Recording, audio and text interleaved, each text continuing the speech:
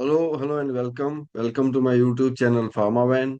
Last के एक video में मैंने फैसिलिटी क्वालिफिकेशन रिलेटेड एक वीडियो बनाया था और उसमें हमने कुछ पॉइंट्स डिस्कस किए थे। उसी वीडियो के कंटिन्यूएशन में आज मैं दूसरा वीडियो बना रहा हूँ कि जहाँ पे हम फैसिलिटी क्वालिफिकेशन के रिलेटेड बेसिस ऑफ डिजाइन हम डिस्कस करेंगे। तो आप ये वीडियो मैं इसलिए प्रेजेंटेशन फॉर्मेट में बना रहा हूँ कि जिससे जो सारे पॉइंट्स है वो अच्छे से कवर कर सके, हम पॉइंट बाय पॉइंट डिस्कस कर सके और आप डिटेल में समझ पाओ और आप चाहिए तो आप नोट्स ले पाओ। तो मैं रिक्वेस्ट करूंगा कि आप मेरा वीडियो आप ये पूरा देखना। तो बेसिस ऑफ डिजाइन जो बीओडी बोलते हैं फैसिलिटी क्वालिफिकेशन में, वो समटाइम्स क्या उसको sometimes it is called as basic design, preliminary engineering और डिजाइन डेवलपमेंट। इस फेज में जो कॉन्सेप्ट है कॉन्सेप्ट डेवलप करते हैं, drawings with details like drawings documents that becomes the basis for the construction drawings and specifications needed to actually build the facility। तो जो facility build करने के लिए जो एक्चुअल ड्राइंग्स चाहिए, एक्चुअल डॉक्यूमेंट्स चाहिए, वो बेसिस ऑफ डिजाइन में आते हैं, वो बीओडी में आते हैं। तो वो कौन से ड्राइंग्स है, क्या क्या इंक्लूड होता है समझते हैं। तो पहला है जनरल अरेंजमेंट ड्राइंग्स, तो जीए ड्राइंग्स। तो इक्विपमेंट का जनरल अरेंजमेंट क्या रहेगा, वैन मटेरियल मूवमेंट कैसे रहेगा, डोर्स फैसिलिटी में RCP layout, reflected ceiling plan जिसको बोलते हैं, वो जो सब जनरल अरेंजमेंट्स है विद इन द फैसिलिटी वो सब जीए ड्राइंग्स में आएगा कि आपका इन जनरल अरेंजमेंट कैसा रहेगा। फिर प्रिलिमिनरी डिसिप्लिन स्पेसिफिक ड्राइंग, तो आप कौन सा किस टाइप का आपका फैसिलिटी है तो वो फैसिलिटी के रिलेटेड डिसिप्लिन स्पेसिफिक ड्राइंग्स आएंगे। स्टेराइल मैन्युफैक्चरिंग है तो उस रिलेटेड रहेगा, ओरल सॉलिड है तो उस रिलेटेड रहेगा।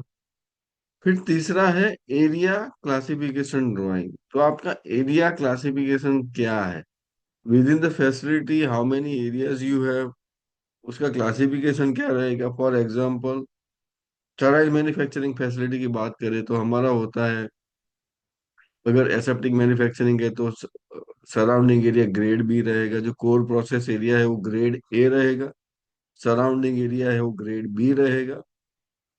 चेंज रूम्स ग्रेड सी से चालू होकर ग्रेड बी, फिर corridor grade B. Manufacturing areas है, ऑटोक्लेव एरियाज है, प्रिपरेशन एरिया है, अगर आपका वायर वॉशिंग और टनल है तो वो सब एरिया रहेंगे, वो ग्रेड सी रहेंगे। उसके सराउंडिंग कॉरिडोर ग्रेड डी रहेगा। तो ये जो पूरा क्लासिफिकेशन का अंडरस्टैंडिंग है कि एज पर द एक्टिविटी, और ये ग्रेड का क्लासिफिकेशन क्या होना चाहिए वो सब गाइडलाइंस में डिफाइंड है, यू एनेक्स 1 में डिफाइंड है। यूएसएफडीए गाइडेंस फॉर इंडस्ट्री जो सितंबर 2004 में रिलीज हुई थी उसमें डिफाइंड है। तो और आईएसओ 14644 की जो इंटरनेशनल स्टैंडर्ड गाइडलाइंस है फॉर द एरिया क्लासिफिकेशन उसमें भी डिफाइंड है, तो आप वो गाइडलाइंस आप रिफर कर सकते हो। फिर है पाइपिंग एंड इंस्ट्रूमेंट्स डायग्राम्स, तो जो piping and instrumentation I am sorry piping and instrumentation diagrams है, वो पीएनआईडीज हमको डिफाइन करना है for all the equipments for the utilities.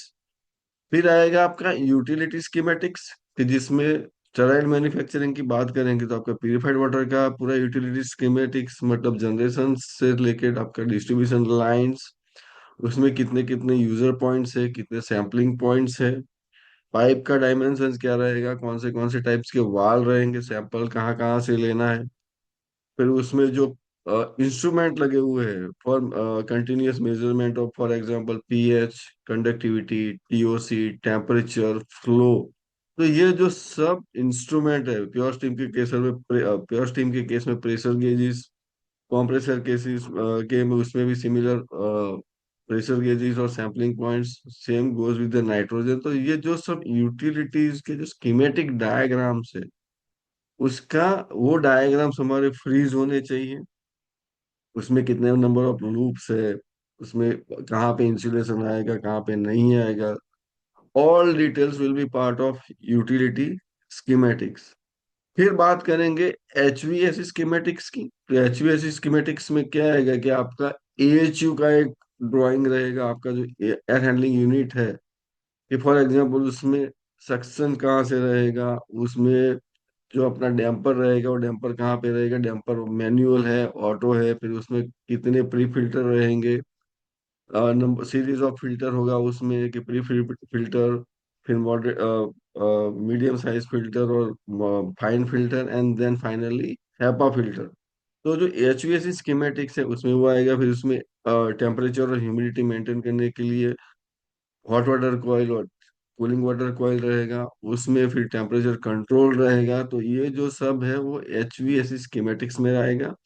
उसमें ब्लोअर कौन सा कैपेसिटी का रहेगा, आरपीएम कितने रहेंगे, फिर उसका सीएफएम कितना रहेगा, कितना वो एयर ब्लो करने वाला, कितना एयर सर्कुलेट करने वाला है, वो सब आपका एचवीएसी स्कीमेटिक। डक्ट कैसे रहेंगे, डक्ट लेआउट, कितने नंबर ऑफ सप्लाईज है, रिटर्न्स है, साइजेस क्या है डक्ट के, उसका लीक टेस्ट का पैरामीटर्स क्या रहेगा, वो सब आपका एचवीएसी स्कीमेटिक्स में आएगा।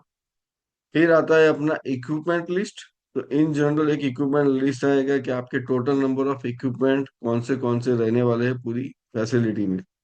तो इसमें मेजर जो क्रिटिकल इक्विपमेंट है वो ज्यादातर आएंगे। For example filling lines, vial washing internal, autoclave, terminal sterilizer, laminar air flows, pass boxes, static और डायनेमिक पास बॉक्सेस। फिर दूसरे लेबोरेटरी रिलेटेड मेजर इक्विपमेंट, जैसे माइक्रोबायोलॉजी लैब है तो उसके रिलेटेड मेजर इक्विपमेंट। ये जो सब इक्विपमेंट डिटेल्स है वो आपके इक्विपमेंट लिस्ट में आएंगे। मोटर लोड लिस्ट मतलब आपके जो नंबर ऑफ मोटर्स है in different equipments in AHUs everywhere, तो उसका टोटल लोड कितना है यूटिलिटीज में। जैसे सर्कुलेशन मोटर्स है प्यूरिफाइड वाटर के लिए, वाटर फॉर इंजेक्शन के लिए, कंप्रेसर के लिए, नाइट्रोजन के लिए, जो मोटर्स उसमें यूज होने वाले इन टोटल जो है वो मोटर लोड लिस्ट, कि जिसकी वजह से हमको टोटल अमाउंट ऑफ इलेक्ट्रिसिटी कितना जा सकता है। फिर इलेक्ट्रिकल सिंगल लाइन से स्कीमेटिक्स को आपका इलेक्ट्रिकल का पूरा ड्राइंग के कितने नंबर ऑफ सप्लाई से आपका पावर रिक्वायरमेंट क्या रहेगा, कितने वोल्टेज का रहेगा, कितने थ्री फेज कनेक्शन रहेंगे, कितने सिंगल फेज कनेक्शन रहेंगे, कहाँ पे ज्यादा कंजप्शन रहेगा। फॉर एग्जांपल चिलर यूनिट है तो वहां पे ज्यादा कंजप्शन रहेगा।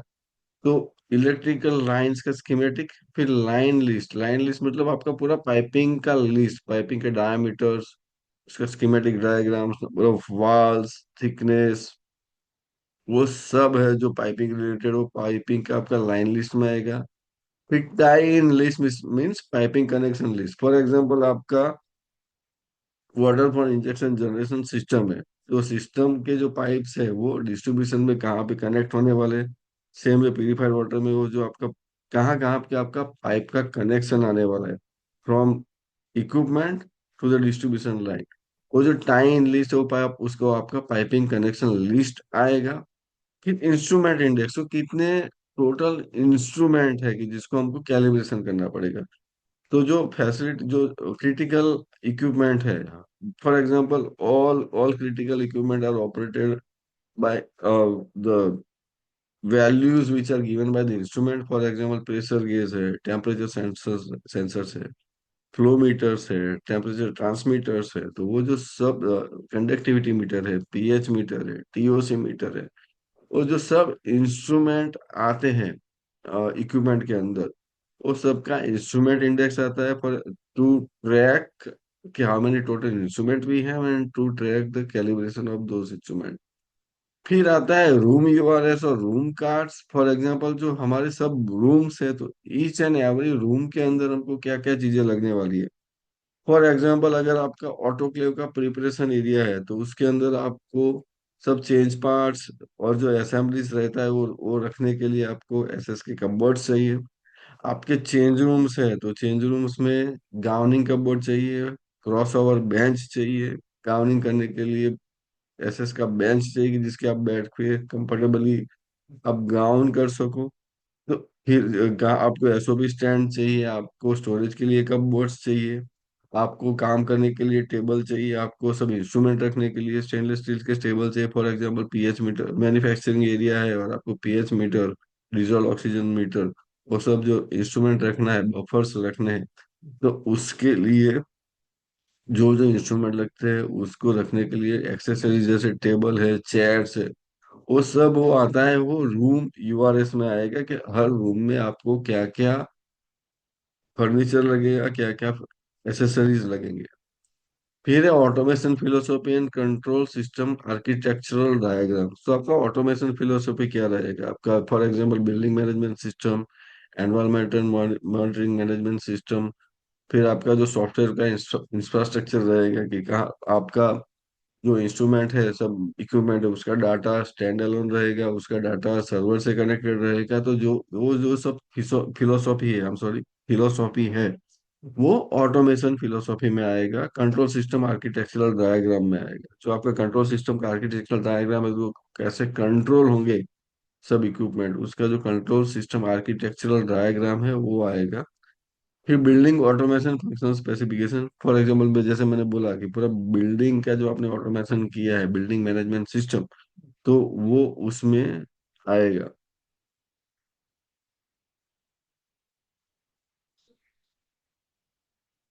अब बेसिस ऑफ डिजाइन को कंटिन्यूस करते हैं कि BMS architectural diagram, building management system का आर्किटेक्चरल डायग्राम आएगा। फॉर एग्जांपल उसमें आप कंप्लीट बिल्डिंग मैनेजमेंट कैसे होने वाला है, तो फॉर एग्जांपल आपका ये चीज से लेके कौन से रूम में जाने वाला है, वहां पे temperature control, humidity control, differential pressure control वो कैसे रहने वाला है, उसके लिए कितना आरपीएम रहेगा, जो वो कितना आरपीएम रहेगा, कितनी स्पीड पे चाहिए, कितने एयर चेंजेस चाहिए, वो सब आपका building management system architectural diagram में आएगा।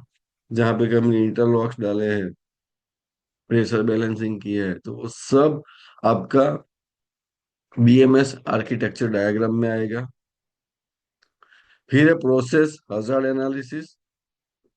तो आपका जो प्रोसेस है, मटेरियल हैंडलिंग का, मैन मूवमेंट का, मैन्युफैक्चरिंग का, मटेरियल ट्रांसफर का, उसमें क्या क्या हैजार्ड आपके आ सकते हैं, कौन से मटेरियल्स आप हैंडल कर रहे हो, कहाँ पे आपको रिस्क है, वो मटेरियल साइटोटॉक्सिक है, वो मटेरियल हार्मोनल प्रोडक्ट्स है, कि वो मटेरियल जनरल कैटेगरी के हैं, कि उस हिसाब से आपको क्या प्रिकॉशंस लेने हैं, कहाँ पे आपको ह्यूमन सेफ्टी, ऑपरेटर सेफ्टी, कौन से आपको पर्सनल प्रोटेक्टिव इक्विपमेंट चाहिए, वो सब जो असेसमेंट है वो आपका प्रोसेस हजार्ड एनालिसिस में आएगा।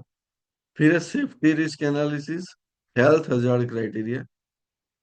प्रोसेस हजार्ड हमने समझ लिया, फिर सेफ्टी रिस्क जो हेल्थ रिलेटेड इश्यूज आ सकते हैं, हेल्थ हजार्ड क्राइटेरिया, जो ह्यूमन हेल्थ को क्या क्या प्रॉब्लम आ सकते हैं with respect to the human health, वो उसमें सब आएगा। मटेरियल भी आएगा उसमें, टेम्परेचर ह्यूमिडिटी कंट्रोल भी आएगा। फॉर एग्जांपल आप ऐसा इक्विपमेंट के साथ ऑपरेट कर रहे हैं कि जो बहुत हीट जनरेट करता है, कि जहाँ पे काम करने के लिए एटमॉस्फेरिक कंडीशन बहुत हाईली ह्यूमिड है, या एकदम ह्यूमिडिटी कम है, या टेम्परेचर बहुत ज्यादा है, या टेम्परेचर बहुत कम है। फॉर एग्जांपल कोल्ड रूम्स में काम करना है, कोल्ड रूम्स में कितने टाइम तक रह सकते हो।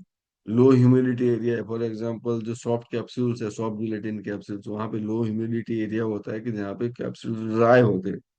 तो वैसे एरियाज के अंदर कितने टाइम रह सकते हो, कि आपको क्या प्रिकॉशंस लेना है। कोल्ड रूम में जा रहे हो तो उसके लिए स्पेसिफिक जो इंसुलेटेड गारमेंट आते हैं, इंसुलेटेड पर्सनल प्रोटेक्टिव इक्विपमेंट आता है।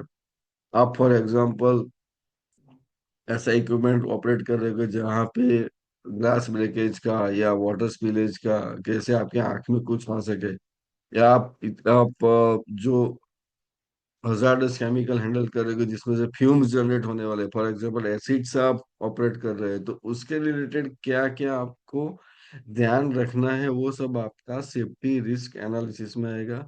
फिर regulations, codes and standards review. तो जो गवर्नमेंट स्पेसिफिक रेगुलेशंस है, मटेरियल हैंडलिंग स्पेसिफिक कोड्स है, जो उसके जो स्टैंडर्ड्स है, फॉर एग्जांपल बोलते हैं आईएसओ स्टैंडर्ड है, तो वो उसका हमको ध्यान रख के क्या क्या हमको एप्लीकेबल है उसके रिलेटेड हमको ध्यान रखना है।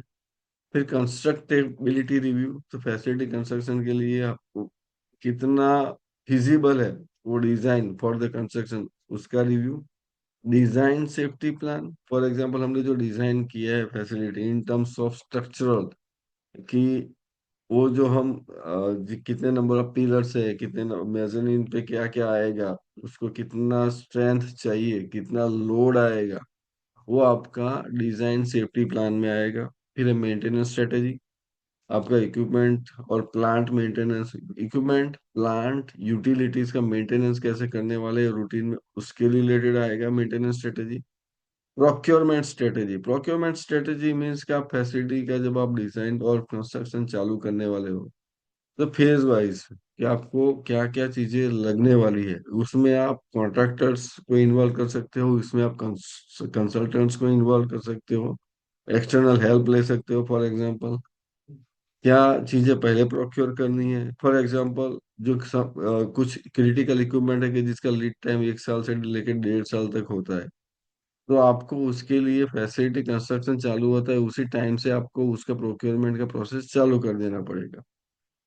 फिर किसका लीड टाइम ज्यादा है, जैसे फैसिलिटी कंस्ट्रक्शन के अंदर हमको बहुत सारे क्रिटिकल इक्विपमेंट चाहिए, एचयूज, फिलर्स, ऑटोक्लेव्स, टनल्स, फिर पास बॉक्सेस, पार्टीशंस, लाइट्स, ग्लास, मतलब आप पूरी एक फैसिलिटी में हमको क्या चीजें नहीं लगती है, सब कुछ लगता है, तो वो उसके लिए स्टेप वाइज या फेज वाइज प्रोक्योरमेंट कैसे जाएगा वो डिसाइड करना है।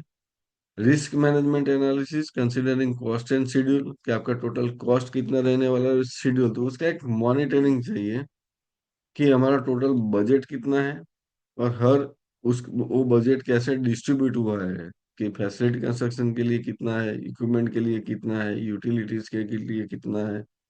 फिर ये है इनिशियल कैपिटल कॉस्ट। फिर दूसरा आता है उसका रूटीन ऑपरेशनल कॉस्ट, कि एक बार फैसिलिटी चालू हो गया तो उसको in in terms of total electricity, in terms of water requirement, कितना आपको टोटल कॉस्ट आएगा, in terms of accessories, in terms of base minimum manpower to keep the facility running.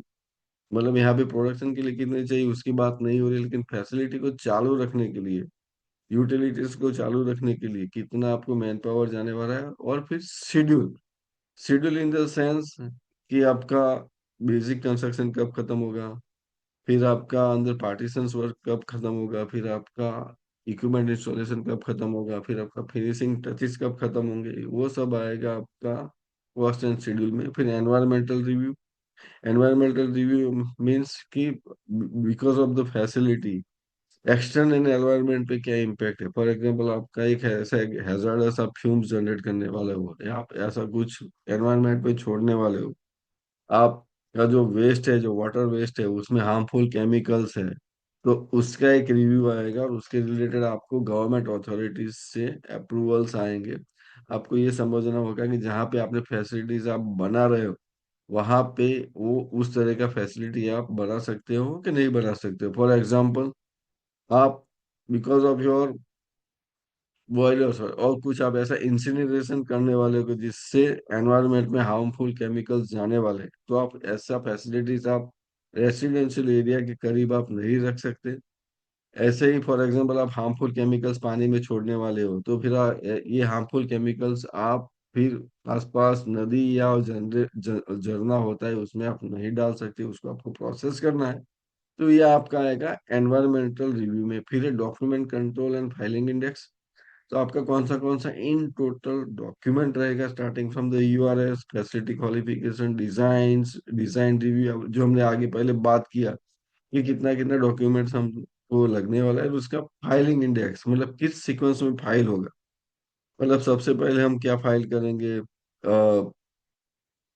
जो गवर्नमेंट बॉडीज है उसको क्या filing जाएगा, FDA को क्या फाइलिंग जाएगा, रेगुलेटरी रिक्वायरमेंट के रिलेटेड कितना कितना डॉक्यूमेंट लगे, वो सब आपका फाइलिंग इंडेक्स में आएगा। फिर GMP design review, GMP design review means कि आप फैसिलिटी आपने डिजाइन तो कर लिया, लेकिन वो गुड मैन्युफैक्चरिंग प्रैक्टिसेस, मतलब गुड मैन्युफैक्चरिंग प्रैक्टिसेस के हिसाब से, जिसमें बेसिकली आपका man material movement, process flows, cross contamination, contamination control, आपका एरिया क्लासिफिकेशंस रिक्वायरमेंट के हिसाब से है कि नहीं है, पार्टिकल कंट्रोल्स, और फाइनली ह्यूमन सेफ्टी। ये सब चीजों को कंसिडर करते हुए जीएमपी डिजाइन रिव्यू आपका एक आएगा। फिर project cost estimate and budget control, मतलब आपका टोटल कितना कॉस्ट है और उसका बजट आप कैसे कंट्रोल करोगे? ठीक, जैसे आगे हमने बात किया रिस्क मैनेजमेंट एनालिसिस में, तो आपका टोटल प्रोजेक्ट कॉस्ट कितना होगा, उसका बजट कंट्रोल कैसे होगा, वो इसमें आएगा। फिर प्रोजेक्ट शेड्यूल लेवल 2, लेवल 2 में क्या आएगा कि सिस्टम लेवल इम्पैक्ट असेसमेंट, फिर कमीशनिंग एंड क्वालिफिकेशन प्लान, आपका कमीशनिंग प्लान कैसे रहेगा और आप क्वालिफिकेशन प्लान कैसे रहेगा, and then validation plan. So commissioning, qualification plan and validation plan. For example सबसे पहले कमीशनिंग कौन सा इक्विपमेंट आपको करना पड़ेगा।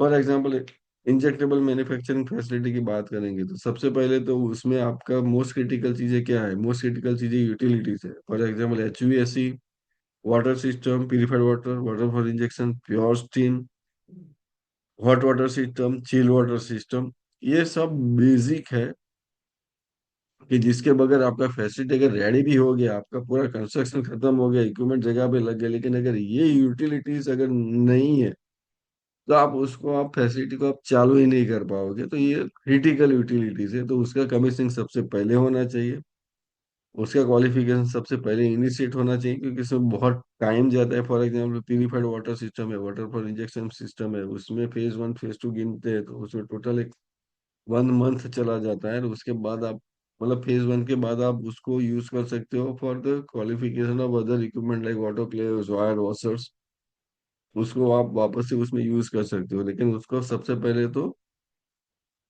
फेज 1 फेज 2 करना पड़ता है, तो वो आपका क्रिटिकल है commissioning and qualification plan. Validation plan, तो validation plan is basically validation master plan. तो इन जनरल ओवरऑल आपका वैलिडेशन फिलोसॉफी कैसा रहेगा, वो आपका वैलिडेशन प्लान में आएगा। उसमें स्टार्ट से लेके, मतलब आपका सब क्रिटिकल इक्विपमेंट आ जाएंगे, नॉट ओनली कि पहले क्या चाहिए बाद में क्या चाहिए, सब जितने भी आपको इक्विपमेंट यूज होने वाले सभी के सभी आपका वैलिडेशन मास्टर प्लान में कवर हो जाएंगे।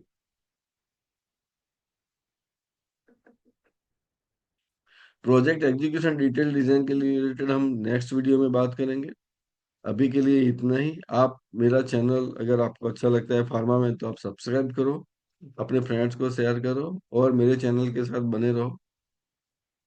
हम डिटेल में बात करेंगे नेक्स्ट वीडियोस में। मेरा ये पूरा वीडियो आप देखने के लिए आपका बहुत बहुत शुक्रिया। Thank you very much.